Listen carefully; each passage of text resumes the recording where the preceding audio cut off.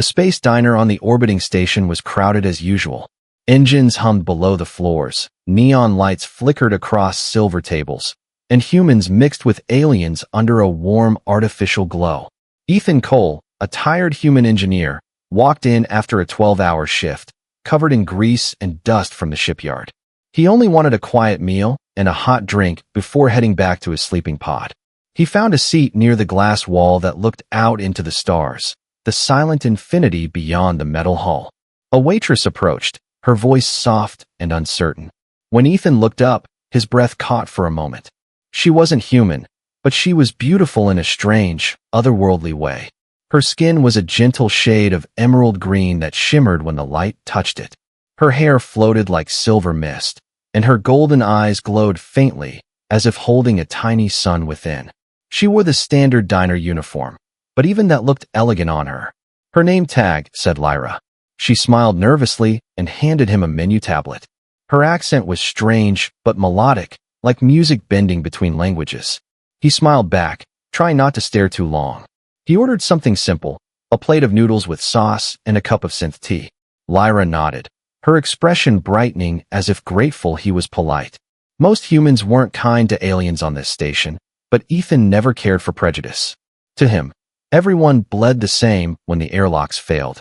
Minutes passed. The hum of conversation filled the diner. Ethan scrolled through his messages, half reading, half drifting into the glow of the stars outside. He didn't see Lyra returning until it was too late. She was balancing a tray full of steaming dishes, and just as she stepped near his table, someone bumped into her from behind. She gasped, lost balance, and the red sauce flew through the air like a comet. It splattered across his shirt, warm and sticky, the smell sharp and spicy. The diner went silent for a moment. Lyra froze, her golden eyes wide with horror. "Oh no, I am so sorry," she said, her voice trembling. Ethan looked down at his shirt, then back at her. He sighed softly and shook his head. "It's fine, don't worry." But she didn't relax. Instead, she placed the tray on the counter and hurried closer.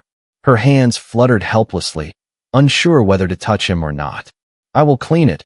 Please, let me clean it," she insisted, almost pleading. Ethan was tired, but something about her panic made him smile. He stood up and nodded toward the service door. "All right, lead the way." Lyra blinked in surprise, then quickly guided him behind the counter, through a small doorway into the service room. The air smelled of metal and detergent, and glowing machines lined the walls. She pointed at one of them, a compact auto-cleaning unit. "Put it inside," she said, meaning the shirt. Ethan hesitated. "I can handle it," but she shook her head. "No, it's my fault, please." He gave in and started unbuttoning the stained shirt, his undershirt plain and worn. Lyra carefully took it, her long fingers brushing his hand for a brief second. A spark ran through him. Not pain, not shock, but something electric, alive. She didn't notice, or maybe she did, because her breath hitched slightly. She placed the shirt into the machine and pressed the control pad. The unit hummed to life, glowing blue, then white. Suddenly, the lights in the room flickered. The hum deepened into a pulse, rhythmic and strange. Lyra frowned, her golden eyes glowing brighter. "This is not right," she whispered. Before Ethan could answer, the machine flashed and a thin wave of energy passed through both of them. It was like standing in a warm wind that came from inside the soul. For a second, he saw something. Oceans of green light, cities hanging in the sky, songs whispered in alien tongues. Then it was gone. The machine beeped and powered down. Ethan rubbed his temples, dizzy. What was that? Lyra looked at him, startled, as if seeing him differently now. Her wrist, just below the sleeve, glowed with a faint red symbol, a circle within a spiral. And when Ethan looked down, he saw the same mark faintly burning on his chest where the sauce had hit earlier. They both stared at each other in silence. Neither spoke. But in that quiet hum of the service room, something ancient and mysterious had awakened. The stain was gone from his shirt, but something new had taken its place, a connection neither of them understood. Lyra's hands trembled as she whispered, "This is not possible." Ethan, still half in shock, asked, "What just happened?" Her eyes lifted to meet his, glowing softly with emotion and fear. "You and I," she said slowly, "we are linked now. Ethan didn't believe her, not yet. But deep inside, something told him his life would never be the same again. Ethan stood there, staring at the glowing mark on his chest, the same red spiral that shimmered on Lyra's wrist. He rubbed the spot as if trying to wipe it away, but the light pulsed faintly under his skin, soft yet alive. Lyra stepped back, her face pale with fear, her golden eyes wide and trembling. "This should not happen," she whispered. "Not with a human." Her voice was barely a breath, as if speaking louder might make it worse. Ethan frowned, trying to keep his calm. "It's just a static shock or something from that cleaning unit," he said. But she shook her head fast, her silver hair glinting in the flickering light. "No, it is more, much more. It is called the red mark of regret." Her words carried weight, something old and heavy.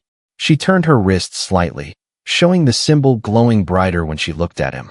"It only appears when two beings share a link born from guilt and emotion," she continued. "Our energy lines crossed when I tried to fix my mistake."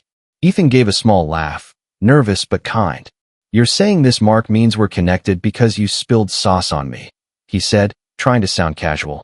Lyra didn't smile. She looked almost ready to cry.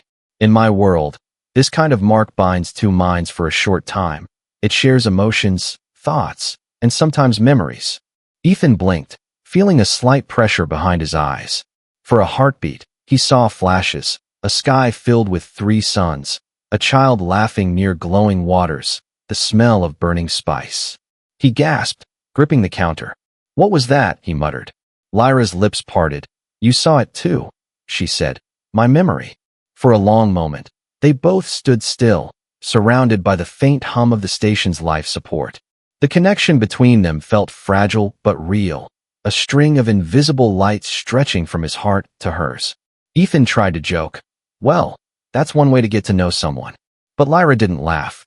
She looked toward the door, lowering her voice. "If anyone finds out about this, we are both in danger." "Danger?" he repeated. "From who?"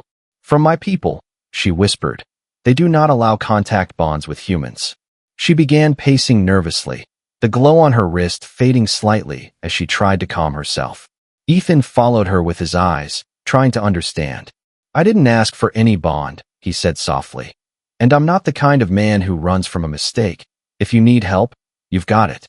Lyra stopped, turning toward him, her golden eyes shining with confusion. "You do not understand. If they sense the mark, they will come for you too, and they will erase it by force." "What happens if they do that?" Ethan asked. Lyra hesitated. "The bond breaks, but the memory stays. Sometimes it kills the weaker mind." He swallowed hard, his calm beginning to crack. "So you're saying my bad luck just turned into a death sentence?" She shook her head. "No, there is a way to hide it. If you stay away from me, the link will fade slowly." But even as she said it, both of them felt the faint pull, a warmth that throbbed in rhythm with their hearts. Ethan frowned. "Too late for that. It's already doing something." Lyra's expression softened. "You feel it too." Their eyes met for a long, wordless second. It wasn't attraction yet, not love, but something raw, an understanding that went deeper than speech. Ethan broke the silence first. "All right, I'll play along. What do we do now?" Lyra exhaled shakily. "Act normal. Pretend nothing happened. I will find a way to undo the mark quietly." Before he could answer, a sharp beep echoed from the diner outside. Someone was calling her name, another waitress maybe. Lyra wiped her palms on her apron, trying to compose herself. "Please, do not speak of this," she said quickly. "And if you feel pain or hear strange whispers, come to me, not anyone else." Ethan nodded, still dazed. "Whispers, great, can't wait." She almost smiled, almost, then hurried out the door. The mark on his chest pulsed once before dimming completely, leaving behind only a faint warmth. He stood there for a while, staring at the cleaning unit, still humming faintly. Whatever just happened, he knew it wasn't a dream. When he finally returned to his seat, the diner felt different, quieter, as if the entire room was breathing along with him. As he finished his tea, he caught a glimpse of Lyra moving between tables. Every time their eyes met, he felt a strange echo inside his mind, a flicker of emotion that wasn't his. Sadness, curiosity, hope, all tangled together.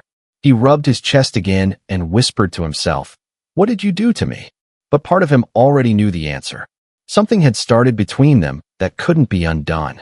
And far beyond the station's walls, in the silence of space, something ancient stirred, watching, waiting, and ready to see what this strange bond between human and alien would become.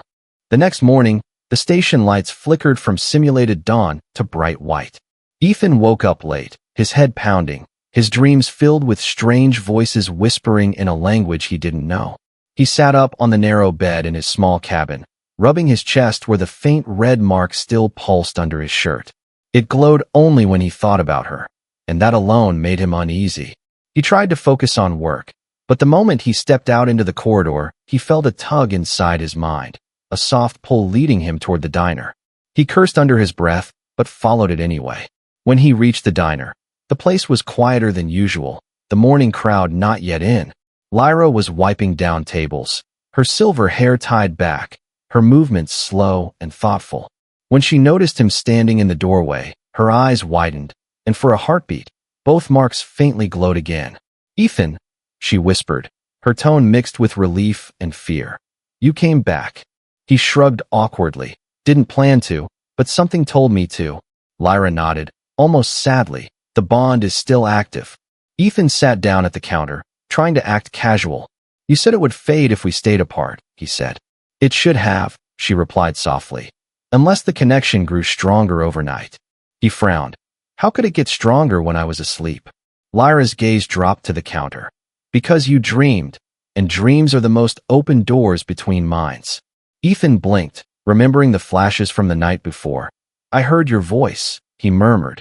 "You were singing." Lyra froze. "You heard that?" she asked quietly. He nodded slowly. "It was beautiful, but it hurt somehow, like homesickness."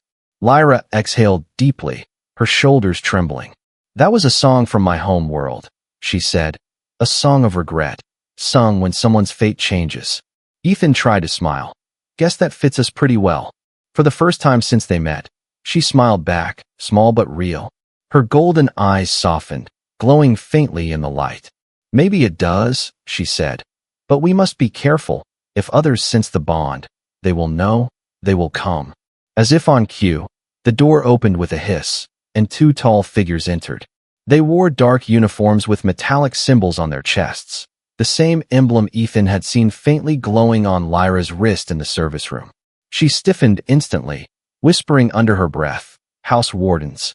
The two aliens scanned the diner with cold, sharp eyes, their skin a deeper shade of green than Lyra's, their expressions hard as stone. One of them spoke in their language, and Lyra quickly answered, her voice low and steady.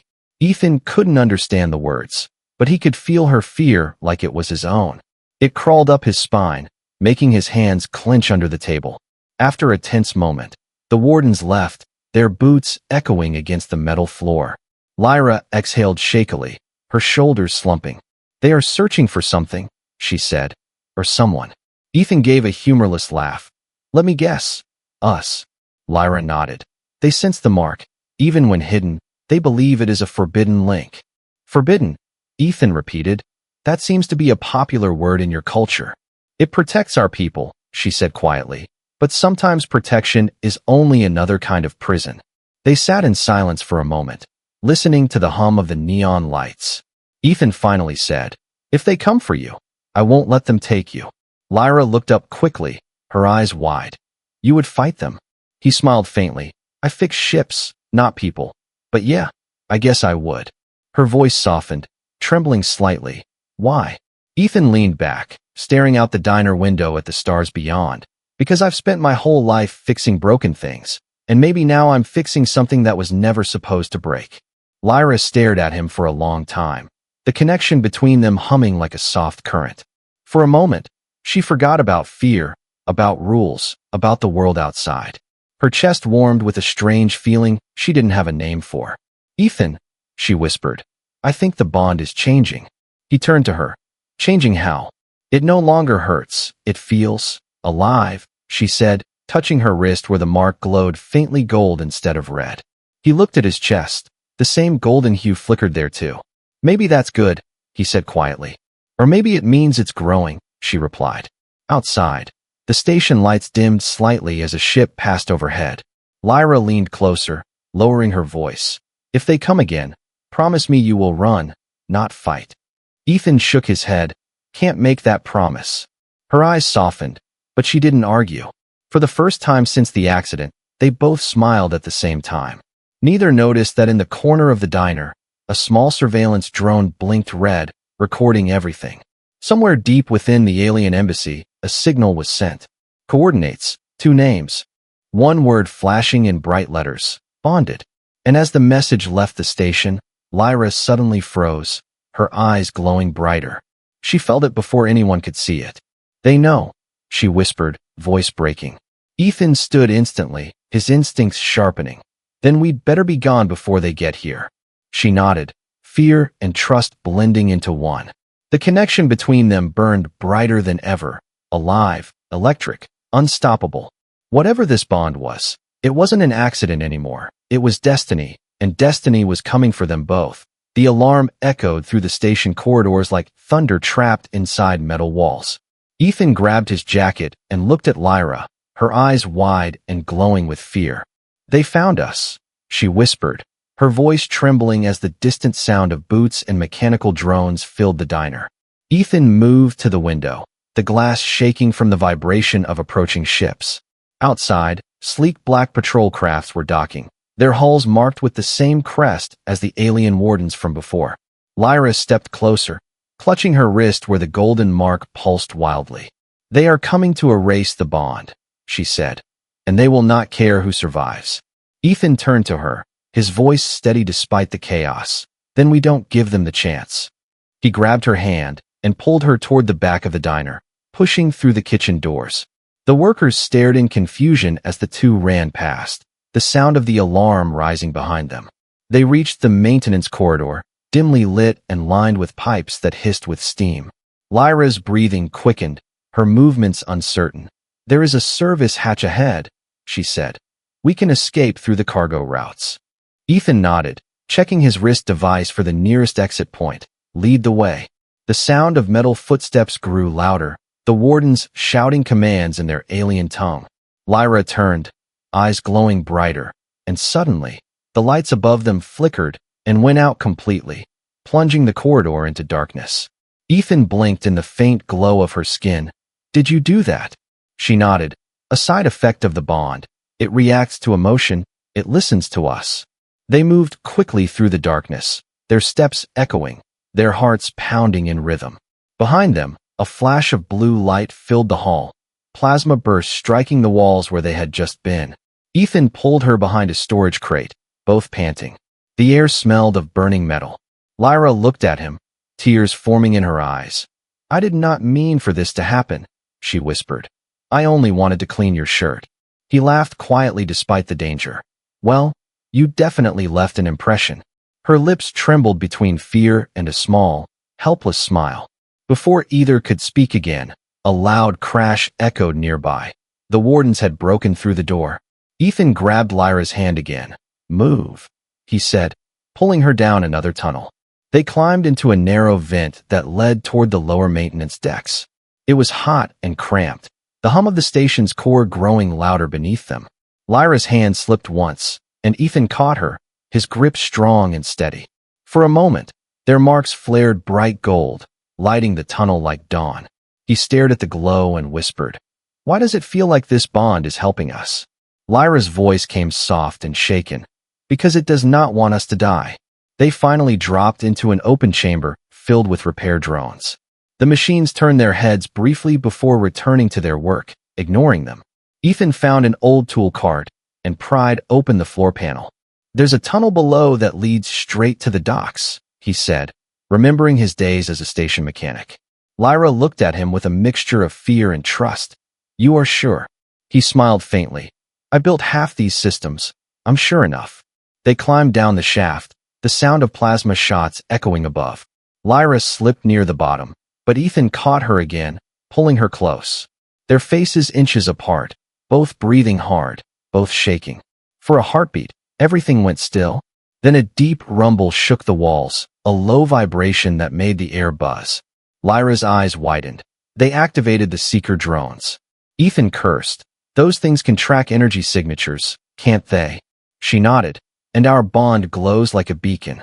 Without hesitation, Ethan pulled a small device from his pocket, a magnetic detonator. He set it near a junction box and grabbed her hand again. When I say run, you run. The wardens dropped into the chamber above just as the charge went off. A shockwave of light burst through the tunnels, blinding the pursuers long enough for Ethan and Lyra to sprint into the dock tunnels. Sparks rained from the ceiling, alarms screamed. They burst into Dock Bay 6, a small hangar filled with abandoned maintenance shuttles. Ethan ran to the nearest one, slamming his hand on the panel. Still works, he muttered. Lyra climbed in after him, looking back as the door began to close. Through the shrinking gap, she saw the wardens stepping through the smoke, weapons raised.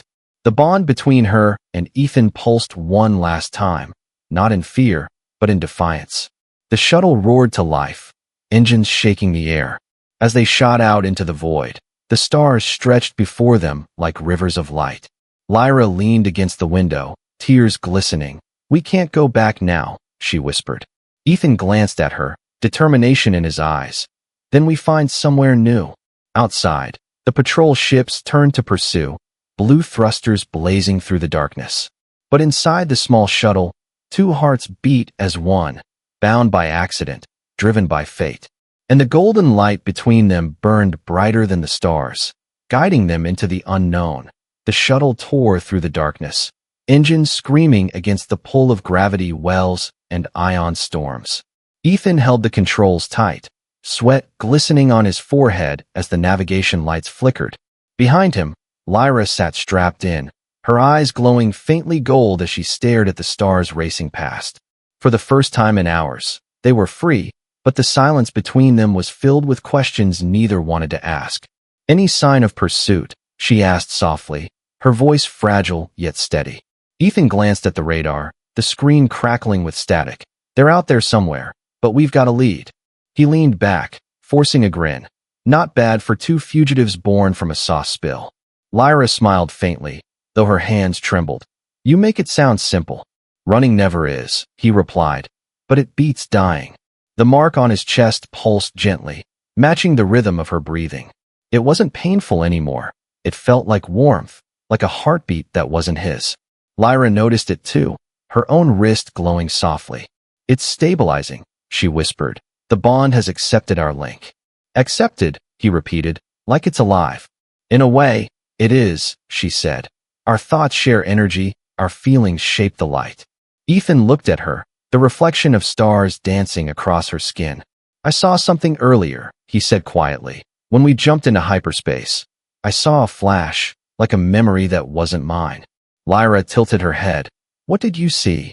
"A little girl standing on a balcony made of glass, singing into the wind," he said. "The same song I heard in my dreams." Lyra's breath caught. "That was me," she said, voice trembling, "when I was a child." He blinked, realizing the truth. "So it's real? I can see your memories." "Yes," she whispered, "and I can feel your heart." For a while, neither spoke, only the hum of the ship filled the void. Then Lyra turned to the console, typing commands. "We can't keep flying blind. The fuel cells will die soon." Ethan nodded. "There's a mining colony 2 sectors away, abandoned after the radiation storms. It might have supplies." "Will they find us there?" she asked. "Not if we hide deep enough," he replied, setting coordinates. The shuttle shuddered as it entered the nebula, clouds of blue plasma swirling outside like living creatures. Ethan stared in awe. "Never seen anything like this." Lyra smiled faintly. "We call it the Sea of Sleep. Ships that enter here are said to vanish or dream forever." "Comforting," he muttered, tightening his grip on the controls. The golden marks on their skin flickered brighter, casting soft light in the dark cabin. As they flew deeper, the ship's sensors started to fail, but the bond guided them. Lyra closed her eyes, feeling the pulse between them. "Left," she said suddenly. Ethan turned the ship left, and a debris field flashed past, a collision avoided by instinct. He looked at her, stunned. "You saw that before I did." She opened her eyes, glowing faintly. "No, you did, but I felt it." Hours passed like minutes. the nebula surrounding them in silence.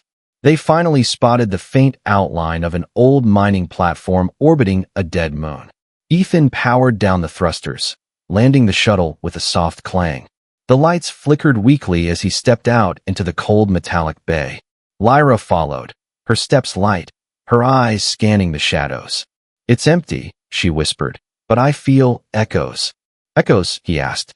"Memories of fear, of people leaving in a hurry," she said, touching the wall gently. They explored the corridors, finding old machinery and faded warnings on the walls. A storage room still held sealed crates of fuel and rations. Ethan smiled. "Looks like luck's still on our side." Lyra picked up a small device, glowing faintly. "This is an ancient transmitter. My people used this frequency centuries ago." Ethan froze. "If it activates, could it send a signal?" She hesitated. "Only if someone is listening." They both knew someone was. Later, as they rested inside the control chamber, Ethan sat beside her, the nebula's light shimmering through the cracked viewport. He watched her hum softly, the same song from his dreams. "I don't understand," he said quietly. "How can something born from a mistake feel so right?" Lyra looked at him, her golden eyes soft. "Because sometimes the universe hides its answers inside accidents." Ethan chuckled. "That's deep." She smiled. "Maybe we were meant to meet this way." He didn't answer, but the bond glowed warm and bright between them. And for the first time, neither of them felt alone. Outside, in the endless sea of stars, a faint signal blinked on the edge of space. Someone had detected the golden resonance from the bond. Far away, aboard a massive warship, the Wardens changed course. Their leader leaned forward and whispered, "Found them." The hunt wasn't over. It had only just begun.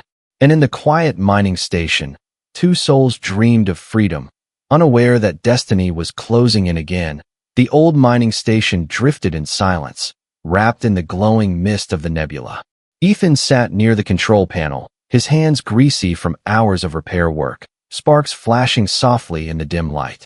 Lyra watched him from the doorway, her golden eyes reflecting the flicker of machinery, her face calm, but her heart restless. It had been 2 days since they landed, 2 days of quiet hiding and uneasy peace. The bond between them had grown stronger. Now it was no longer a faint glow, but a living rhythm. When Ethan touched the console, Lyra felt the vibration through her chest. When she closed her eyes, he could sense her thoughts like whispers in the dark. He tried not to think about it, but every shared heartbeat drew them closer. It wasn't just energy anymore. It was emotion, alive, breathing, and warm. "Found something interesting," Ethan said suddenly, pulling a broken module from the floor. Lyra walked closer, her bare feet silent against the metal. "What is it?" He held up a cracked data core, its surface engraved with alien symbols. "Looks old, but still readable. Maybe it'll tell us what happened here." She reached for it, her fingers brushing his, and the mark on both their skins pulsed like sunlight through water. The moment she touched the core, it lit up, projecting symbols into the air. Lines of glowing language twisted and rearranged into words both of them could somehow understand. The first link, Lyra read aloud, her voice shaking. "Created by accident, sustained by emotion, feared by those who never felt it." Ethan frowned. "Sounds familiar." Lyra's gaze grew distant. "This station wasn't just a mine.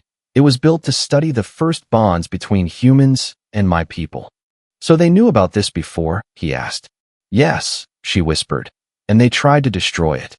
The projection changed, showing ancient images, humans and aliens working together, then armies burning their cities. Lyra's hand trembled. "My ancestors erased this history. They said the bond made people lose control, that it was dangerous." Ethan shook his head. "Dangerous or powerful?" She met his eyes, both.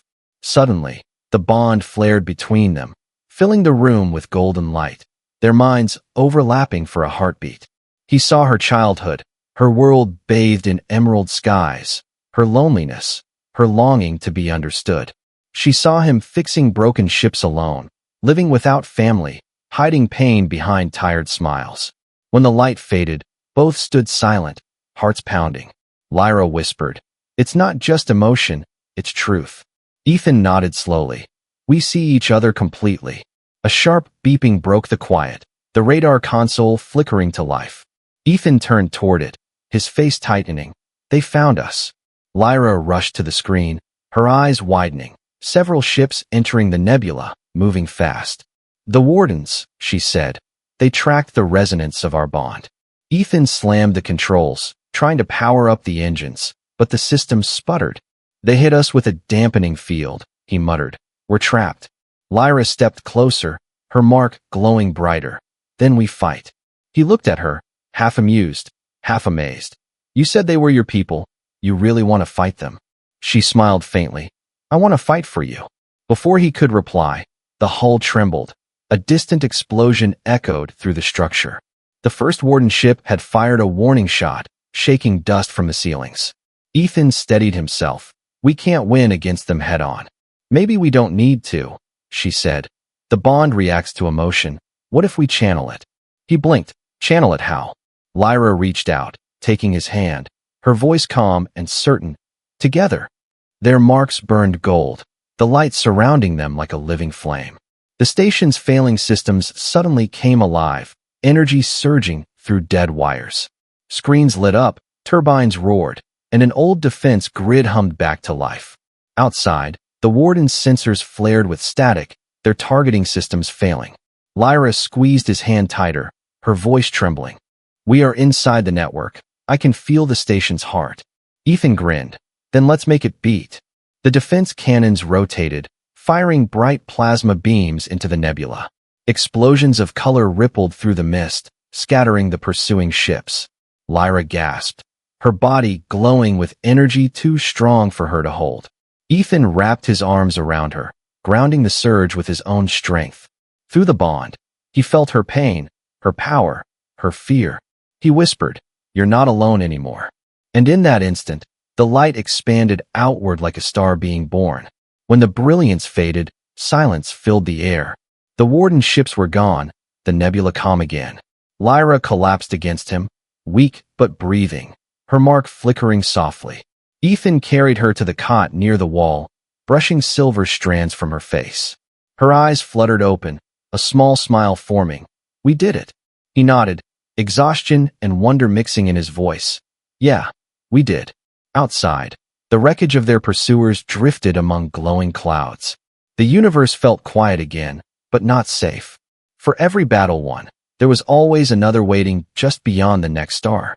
And their bond, now stronger than ever, would soon draw the attention of forces far greater than either of them could imagine. The nebula slept in silence around the ruined mining station, its glowing mist painting the hull in shades of violet and gold. Inside, Ethan sat beside Lyra, watching her breathe, her skin still faintly shining from the energy that had saved them. He had wrapped her in a thermal blanket, repaired the last of the damaged panels, and waited for her to wake. Every sound of the cooling metal echoed like a heartbeat, steady and human. When she finally opened her eyes, a soft light spread through the cabin. You stayed, she whispered, her voice weak but full of warmth. Ethan smiled tiredly. Didn't really have anywhere else to go. Lyra laughed faintly, the sound small but alive. You could have left, most would have. He shook his head. Most never spilled sauce on my shirt. That made her laugh again, and for the first time in days, the fear between them melted into something lighter. The bond pulsed softly, no longer wild or unstable, but calm, rhythmic, alive. Lyra sat up slowly, touching the glowing spiral on her wrist. It feels different, she said, like it has chosen peace. Ethan looked down at his own mark, now golden instead of red. Maybe it's reflecting us. Maybe, she whispered. Or maybe it's teaching us what connection really means. They worked quietly for hours, repairing the shuttle systems, clearing the debris that floated nearby. Through the cracked viewport, they could see the wreckage of the Warden fleet drifting lifelessly through the glowing gas. Lyra's people would know what happened soon enough, and others would come. But neither felt afraid anymore. The bond had shown them something greater than fear, something that could not be undone.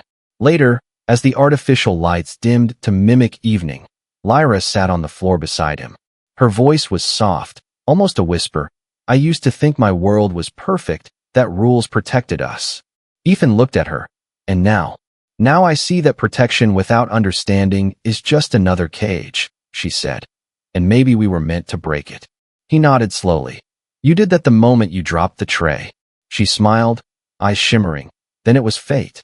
A sudden beep came from the console, breaking the calm. Ethan leaned over and checked the screen. A transmission, weak but clear. It wasn't the warden's, it was a neutral frequency, carrying an encoded message. Lyra decoded it, her expression shifting from surprise to awe. It's from my people's home world, she whispered. They are asking to negotiate. Ethan blinked. With us? With the bond, she said. They want to understand what we became. Hours later, the message repeated again, stronger this time. Lyra stared at the signal, her voice trembling. If we return, they may honor us, or they may destroy us. Ethan crossed his arms. That's a gamble. She met his gaze. Everything worth changing is. He studied her face, then smiled. Then let's go show them what happens when a human and an alien decide not to follow the script. The shuttle engines roared to life once more, rising from the drifting station, the nebula swirling like a dream around them. Lyra took the co-pilot's seat, her fingers brushing his, the bond glowing bright as sunrise. Together they steered into the light, following the coordinates that would lead them home. Her home, now also his. As they left the nebula, the stars unfolded ahead, endless and bright. Ethan glanced at her. You ever wonder how a small mistake can change everything? Lyra smiled gently. It wasn't a mistake, it was the universe introducing us. When they reached orbit of her world, the skies shimmered emerald and blue. Dozens of ships surrounded them, weapons powered but silent. Lyra spoke through the comm channel, her voice steady. We come not to fight, but to share what we have learned. The alien commander appeared on the screen, eyes narrow, voice cold. And what is that? Ethan looked straight into the camera and said, that fear builds walls, but understanding builds worlds. For a moment, no one spoke. Then the commander gave a slow nod. Perhaps it is time to listen. The transmission cut, and the fleet opened a path. As the shuttle descended through glowing clouds, Lyra reached for his hand, her mark shining brighter than ever.